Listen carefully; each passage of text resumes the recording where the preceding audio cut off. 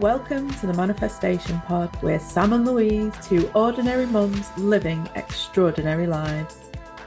Every 2 weeks, we're diving into a new well-being, self-care or self-development topic that we've used to manifest a life of joy.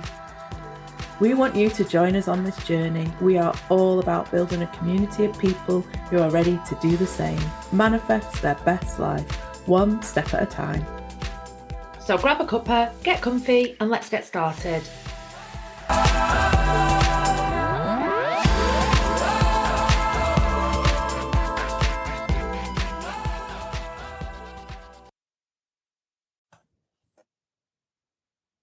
Good morning. Welcome to episode 4, season 2 of the Manifestation Pod with me, Louise, and Sam Fillingham. How are you, Sam? Hi. I'm good, thank you. I'm good. Yeah, not too bad at all. Just finished putting up the Christmas decorations. So that's Wow. nice. Always nice. Bit early, but festive. Yeah, I love that. Should we do a little bit of a check-in with each other before we start today's little podcast? So, what's new with you? What is new with me apart from Christmas decorations? Good question. Lots of stuff is new with me. I'm going through some big changes around work and stuff like that at the moment. So that's interesting. Really expanding the Yoga Nidra business and sinking into that. So it feels like there's loads of new stuff with that, but it's all like really early stages in the development. So kind of not loads to talk about outwardly, but I just feel like I'm doing loads of new things behind the scene to get it all set up and generate more income and grow it really. So that's quite exciting at the moment. Yeah, that's really exciting. In stark contrast to me, who feels like, yeah, I'm just on holiday. I'm not doing anything at the moment. So the house is, I don't want to say finished because I keep saying this and it isn't. The chimney breast still needs doing, which is going to be January now, but it's as finished as it's going to be for the rest of the year. So I'm just kind of enjoying the space at the moment, enjoying my social life at the moment, and looking forward to putting the decks up. I don't think we're going to do it until the end of the month, but I'm looking forward to that. Me and Charlotte have got quite a few Christmas things booked in, and I'm looking forward to a quiet Christmas of, not doing, I'm going to say not doing very much. We're doing quite a lot, but nothing crazy. Just time spent with family and friends doing lovely things. So yeah, that's where I am. I'm in a very quiet period of my life at the moment, which I'm really enjoying. I'm thinking about January, and I've got a few things in the pipeline for January because a bit of me is thinking I've had the longest summer break ever. We're now nearly mid-November. So I'm thinking I'm going to book a meeting with my business coach now for January. So then I might start some work again. But right now I'm just relaxing and enjoying it. Well, we all have seasons, don't we? And you're in a house season. I'm I in am. a season. It's, ebbs and flows, doesn't it? Absolutely. And I think I was going to do a bit of a check-in on Kakebo, and it kind of ties in nicely to that because I think money-wise, I'm not panicking. No, I'm definitely not panicking, but I am quite conscious that I'm not making any extra income or even having plans for extra income at the moment. And that's very unusual for me. So I'm trying to just lean into the fact that this is not my time for making extra income. This is my time for absolutely chilling out. And I'm definitely going to do that until after Christmas and then see what New Year brings. But Kakebo, I'm still doing it. Honestly, it's gone to pot this month. Utterly gone to pot. I can't even get to grips with how much out I am, but it's like hundreds of pounds at the moment. So I'm not entirely sure what's happened, but when I do unravel it, because I am going to unravel it, I think it'll be good as a bit of a lesson learned of not what not to do, but how things can just go awry very easily if you're not on top of your finances. And I haven't been this month. I've been very much spend, without really, checking in on anything. So now I'm kind of at the back end of the month, and I don't know where I'm up to with money at all, and it's a very uncomfortable feeling. The things that my one-to-one clients, the one thing I always say is, as soon as you do it, you will feel better. And I'm actively putting it off at the moment because I've got a big bill to pay tomorrow. And I don't think I've got the money to pay it. So I'm just in avoidance at that at the moment. I get paid on Friday, so I think I might string it out till Friday and then see what happens. But I might bite the bullet and be really brave and just see exactly where I'm up to. But I'm a bit scared. Yeah. We all go through times like that, though, don't we? Like, Yeah. I'm terrible at avoid dropping into an avoidance zone and like, la la la la la. I don't want to face it. Like, Yeah, that's how I feel. It's really unusual for me, but yeah, I am quite nervous about doing it. And yeah, I know when I do it, it'll be fine. And I'll be like, oh, phew, I'm so glad I've done that. But I don't know, it's a good learning curve for when I am dealing with clients to be in this position, because this is where a lot of my clients are, and to be kind of humble enough to them to admit that, I still make mistakes even at this stage, and it's all a learning curve, and I will learn from it and make sure it doesn't happen again. And try and what I need to do is unravel. I think what I feel very uncomfortable with as well. It's not even about like, have I got money or haven't I got money? It's not. It's not even about that. It's about my sums aren't adding up. That's freaking me out. They're not adding up by quite a wide margin, and I'm really not sure why. So yeah, we'll see what happens with that. yeah, it's time for some fact checking then when you're in the mood for it, isn't it? Yeah, yeah, exactly. I think it's going to be towards the back end of this week. Yeah, yeah, we'll figure it out at some point. Not today. No, it's not a Sunday job. It Not a absolutely isn't. Sunday job, no. But what's good about today's episode is we're checking in on the Kikipo, and then we're going to talk about money mindset as well. So we'll probably both get some inspiration from just like talking this through anyway as part of the episode, won't we? Yes, absolutely. Because you've been reading a good book, a money book, which I haven't read, which I'm really interested in hearing you talk about today, and I might get it and have a read of that. So yeah. Absolutely. Well, before I dive into the book, I'll just update you on my Kikibo journey. So I've got the book next to me that I started using for it, and I've written 26th of September, so that must have been the time that we started looking at it, which is interesting because it's not that long ago, but it feels like forever. Uh, Yeah. and I think I managed about 2 or 3 weeks doing it after that, and it did really help because that was at the point where my income was about to change, the stability of it, the amount of it coming in.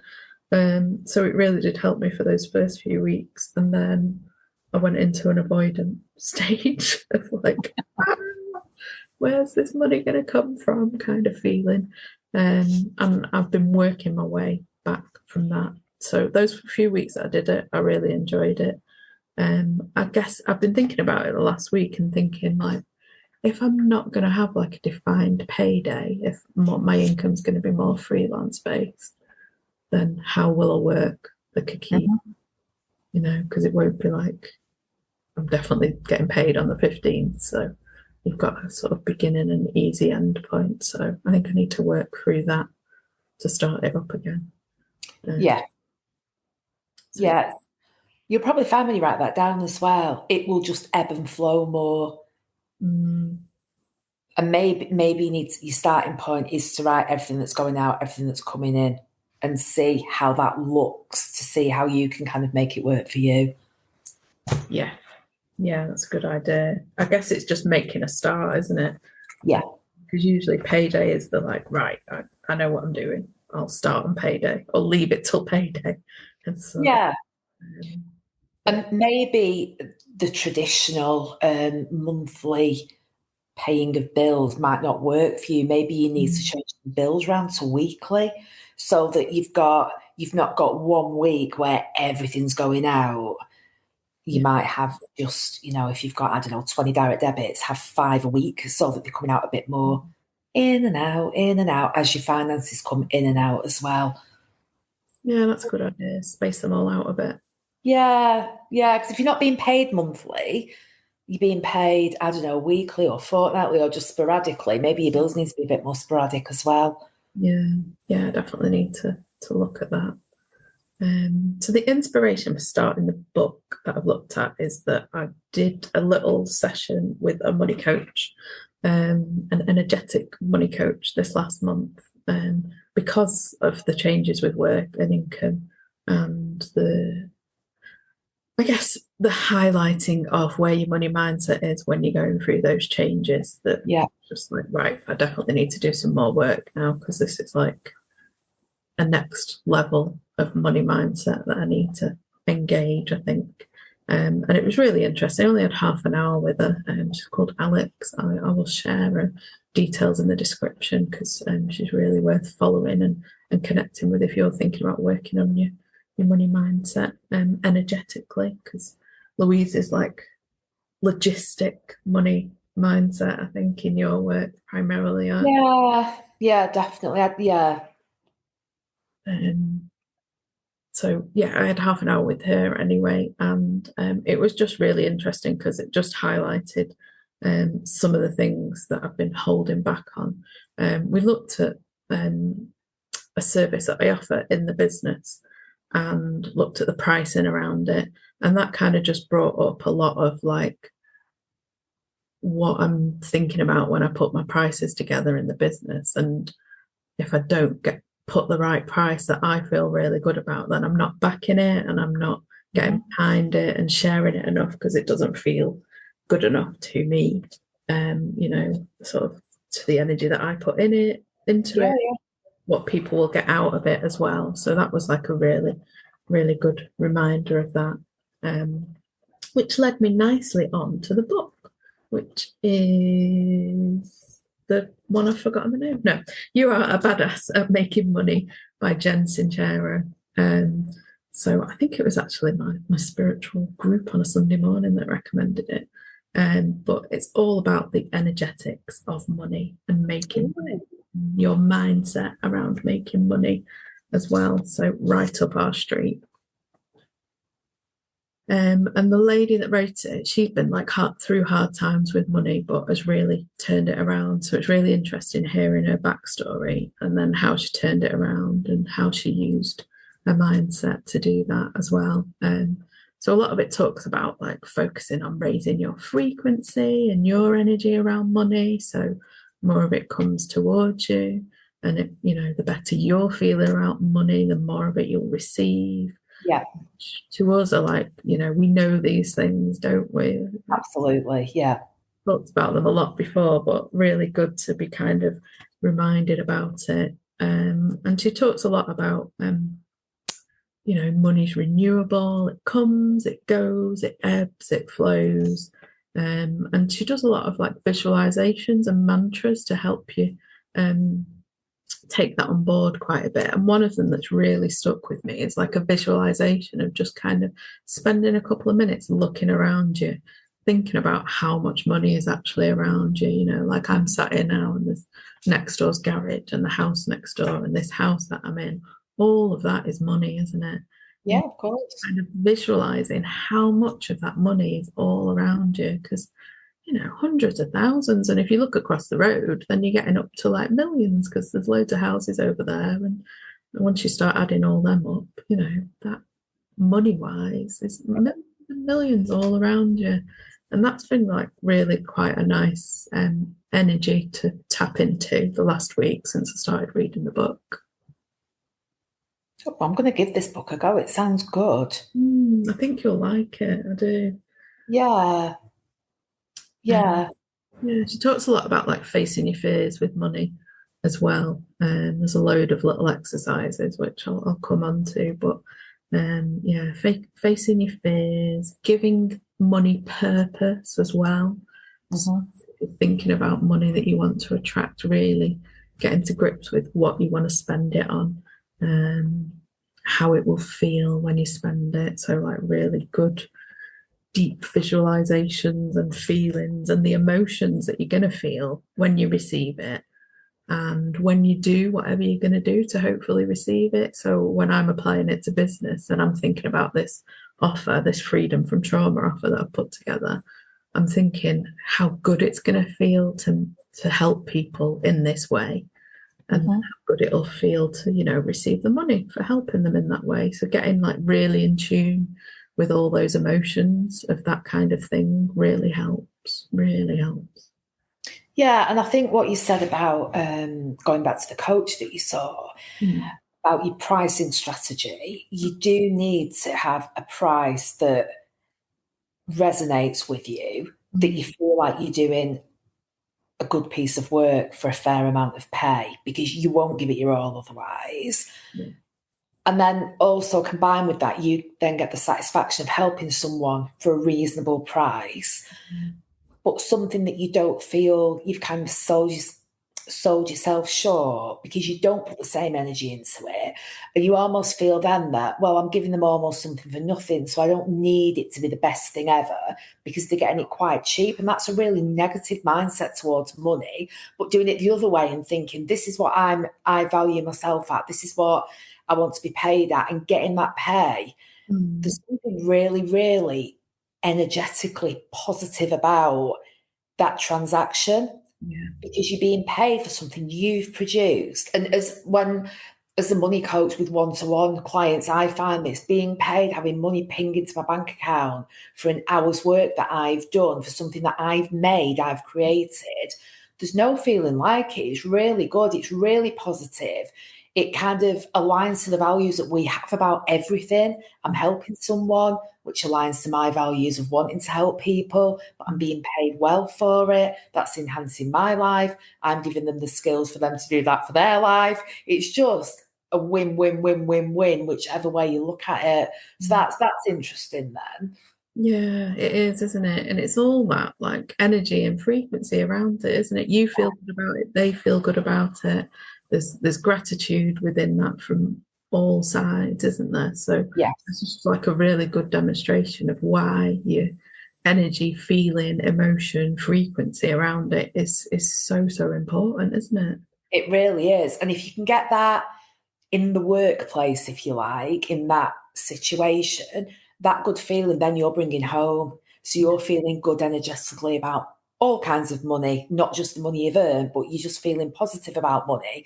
And it like attracts like, doesn't it? And then everything starts flowing money wise and it's coming in, it's going out, it's coming in. And you're at a point where you feel comfortable with money and you know that there'll always be enough. Yeah, yeah, absolutely. It's sparked some really good conversations at home around money as well. Like um, some of the effects of like the American election this week is that, certain people have made a hell of a lot of money. The stock market jumped up, my investments jumped My up. investments have jumped up this week. Yeah, massively. Yeah, more than I've ever seen them before. Yeah, me too. It's just really interesting to see because I mean it's the first time I've had investments when something like that has happened, and it just sparked some really good conversations with the kids and at home around. It just shows that when a lot of like there's a lot of negativity in the world around things like that happening because of a difficult situation for some people.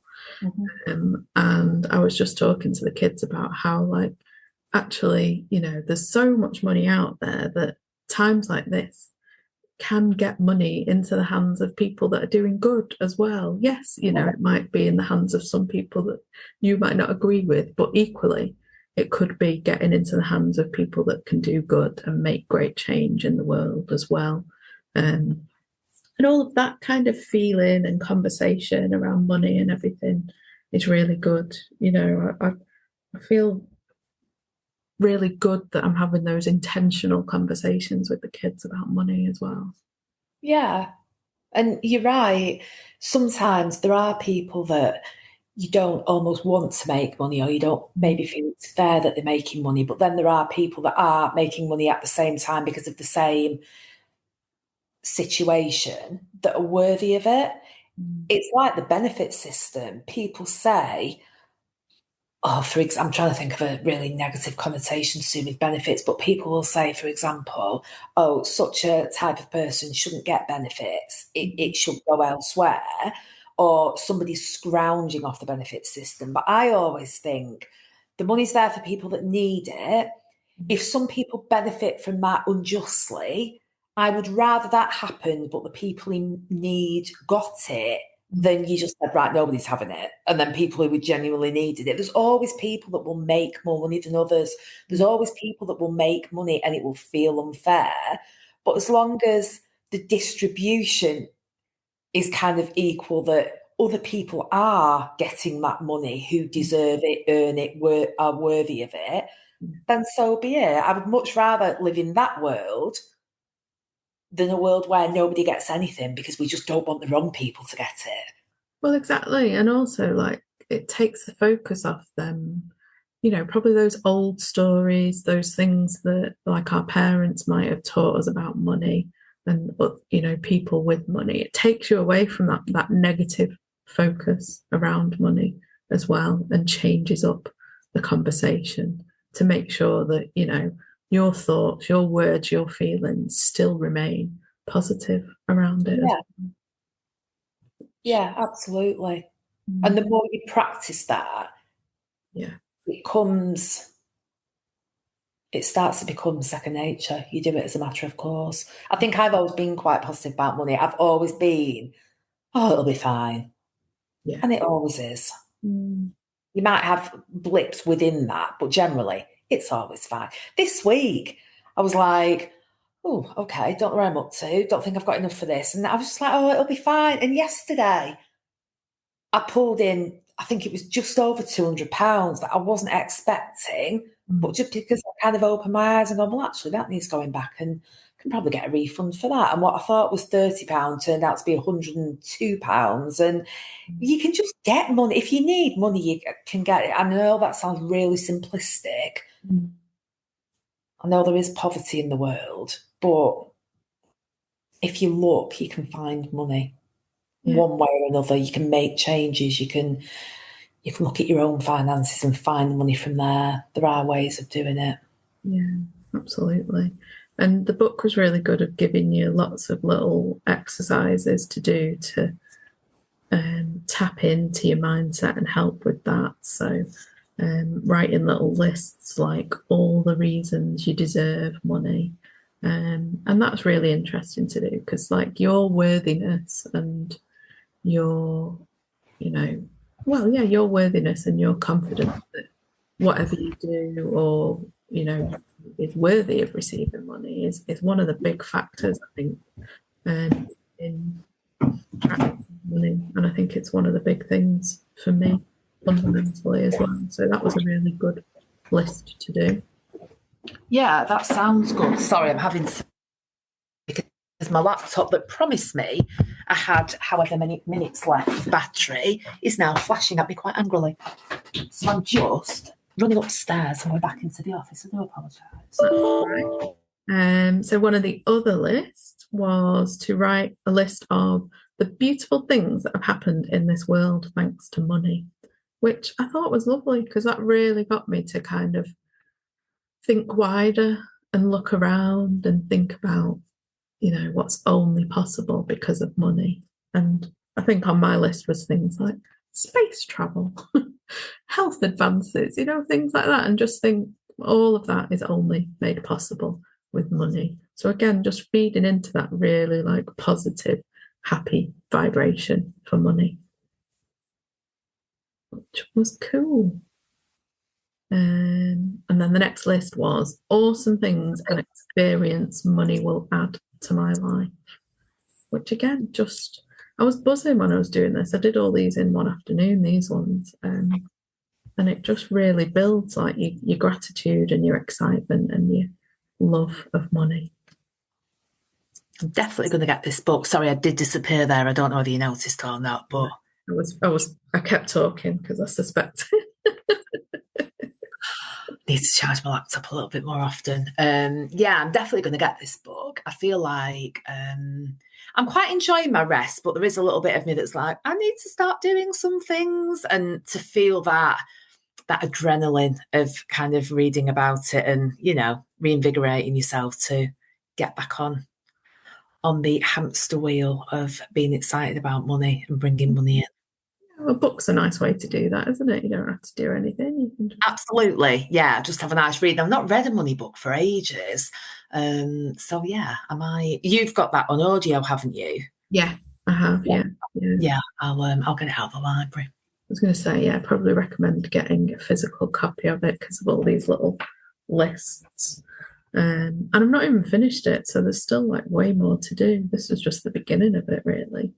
The next list that I did was how me being rich will benefit others.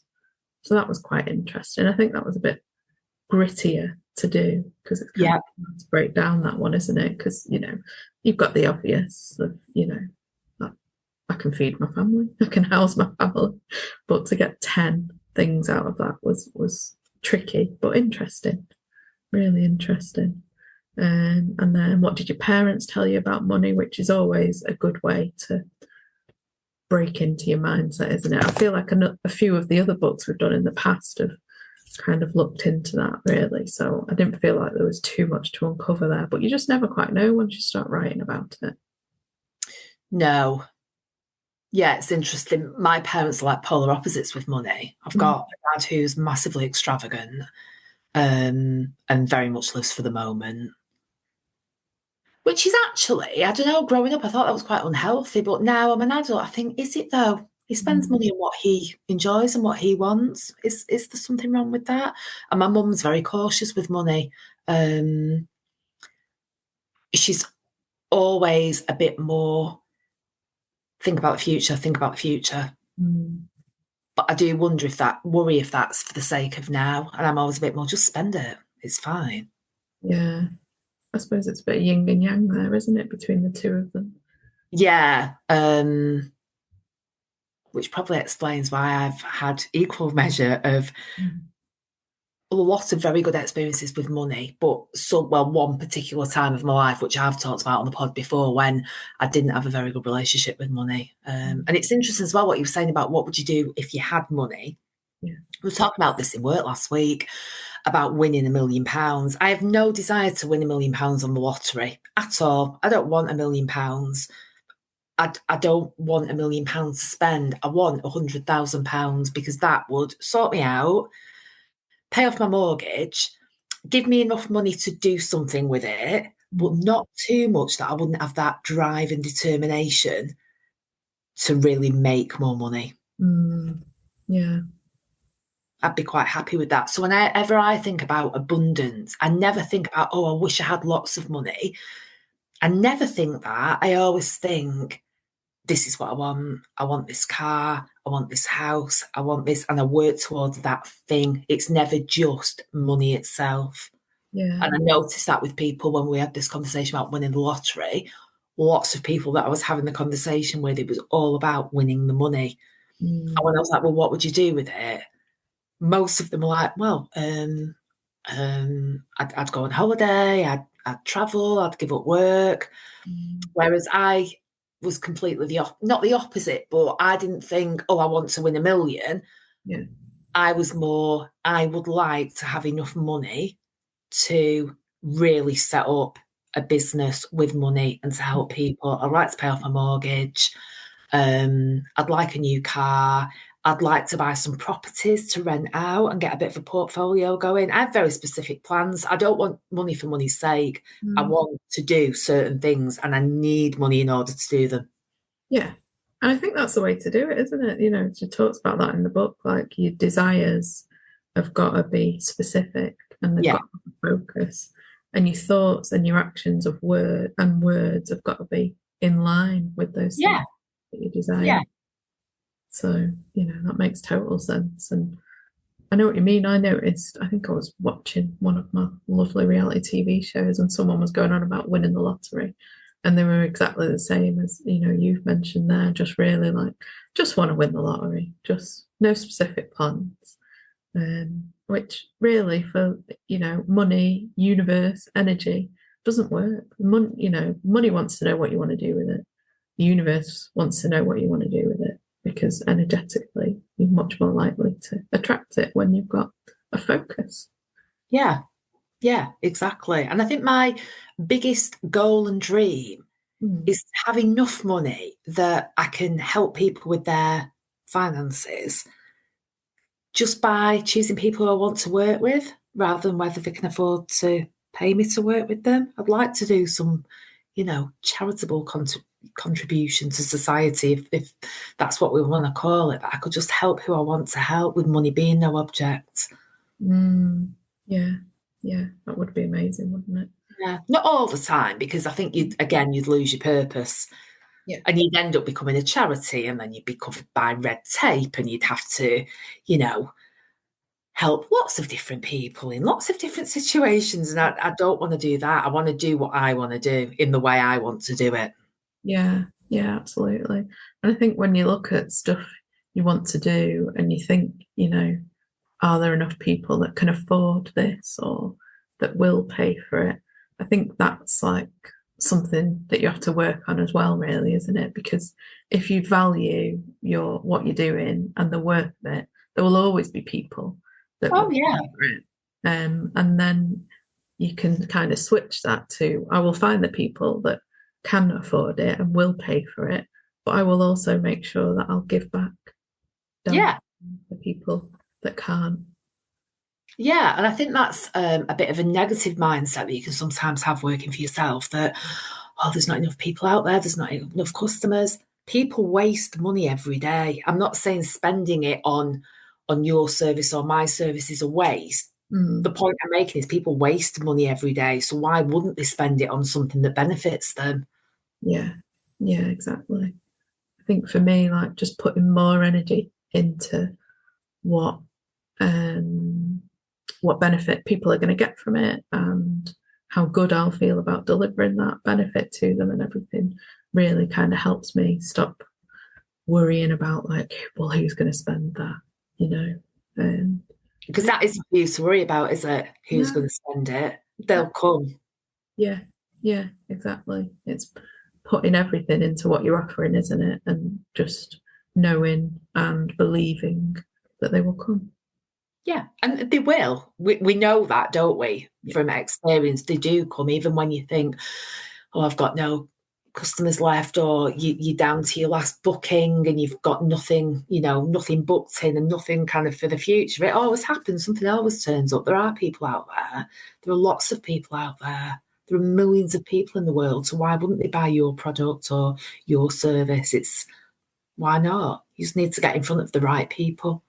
Exactly. And I think it's a big part of that is like belief, isn't it? Believing that those people are out there, that you'll get in front of them and that it's going to happen, and just staying strong in that. So all your thoughts and all your actions and all your words match up to that belief. Yeah. Dead easy, this, Louise, isn't it? When you say it sounds dead easy, doesn't it? But flipping heck, you've really got to work on it if you know. You have. But then, and again, we know from experience, sometimes it is that easy that it just happens and you think, wow, it really is that easy. This is the proof of it. Customers are, contacting me. Yeah, it's a journey, isn't it? It is. It is. It's an up and down journey, isn't it? But I would highly recommend this book for anyone that wants to work on their money mindset. You don't have to be in business to work on it. I think you'll get extra benefit if you are in business or thinking about business, but just general money mindset, I would really, really recommend it. It's definitely helped me turn a few things around in my mind the last week. And, in addition to that, getting back to my gratitude list daily has had a massive positive effect on that as well. So I think gratitude's just got to be weaved into all of this at all times, hasn't it? Yeah, absolutely. And the more things go your way, the more gratitude you feel very naturally anyway. So again, it's all a very positive circle, isn't it, once you're in it? Yeah, exactly. Getting yourself in it. Absolutely. But this book is definitely a good way to start, I would say. Love it. I'm definitely going to put that on my little reading list and maybe get that out of the library for my next book. Yeah. And if you've read it or when you've read it and you want to share something with us about how you got on with it, with what it brought up, what it helped with, I'd love to hear from you. Although we're not posting much on social media, are we? But No, I'm a bit rubbish at social media. I mean, I'm generally rubbish at social media. So, yeah.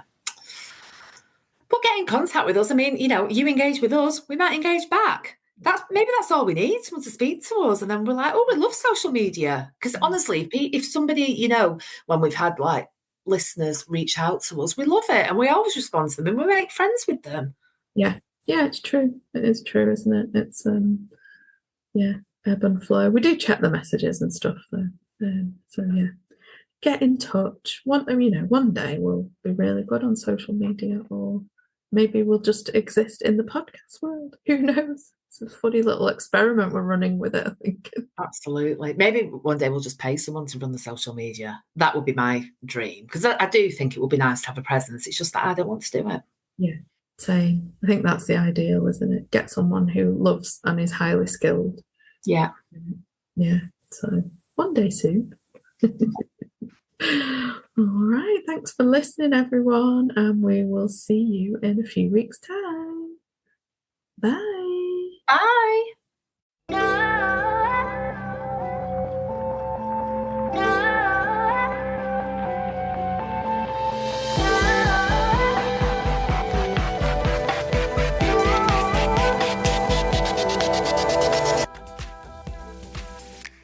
Thanks for joining us today on the Manifestation Pod.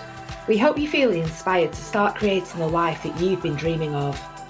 Remember, we're all in this together and we'd love for you to be part of our community.